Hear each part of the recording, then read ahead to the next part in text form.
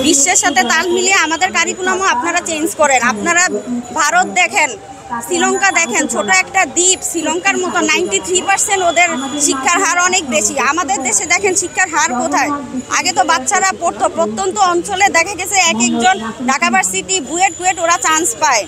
তাহলে আমাদের এই কারিকুলাম আনার পরে বিগত 1 বছর তো 6-7 গেল, পড়াশোনা বলতে কোনো কিছু নাই। আর এখন যেহেতু নতুন শিক্ষামন্ত্রী আসছে, আমরা আশা করি স্যার হয়তো আমাদের বাচ্চাদের দিকে খেয়াল করবেন, পরীক্ষাটা ন্যূনতম চলমান রাখুক, বাচ্চারা যেন বই পড়ে, বইয়ের সাথে যেন ওদের সব কিছু সম্পৃক্ততা থাকে। আর পড়াশোনা বিকল্প কোনো কিছু নেই। আমার ছেলে মূল্যায়ন দিয়ে কিভাবে মূল্যায়ন করবেন? গত বছর যত মূল্যায়ন দেখ না কেন সব কিছু আমাকে ডিভাইসের উপরে ডিপেন্ড করা লাগে। আমার 6-এ পড়া বাচ্চা, আমি কেন ডিভাইসের উপরে ডিপেন্ড করব বলেন? খুব বিরক্ত হয়ে গেছে এই ডিভাইস। সারাদিন ওকে ফোন দিতে হয়, যেই কোনো একটা প্রজেক্ট দিবে আমাকে ডিভাইসের উপরে নির্ভর করে লিখতে হবে। বইয়ের সাথে যদি ওরা কোনো প্রজেক্ট দেয় তাহলে বইয়ের সাথে কোনো না, সব কিছু স্যাররা বলে যে ডিভাইস থেকে করো। আর আমাদের ম্যাক্সিমাম বইগুলো হচ্ছে খালি ঘর, এগুলো পূরণ করতে হলে আমাকে ডিভাইসের উপরে ডিপেন্ড করা লাগে। এইটা কেমন ধরনের পড়াশোনা?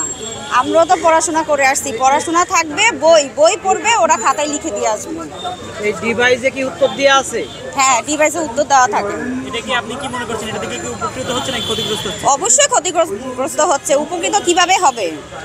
আমার এটা তো ক্ষতিগ্রস্ত ছাড়া তো কোনো কিছুই আমি দেখতেছি না। আপনি বলেন যে কোনো কিছু আমি চার্জ দিব গুগলে বা ইউটিউবে, সব কিছু আমার চলে আসে। তা আমার বাচ্চা তো দেখে তো লিখতেই আছে। স্যাররা যদি বলে যে এটা পূরণ করে আনো, বলে যে স্যার এটা কোথা দিয়ে করবো, যে তোমরা ইউটিউব থেকে করো।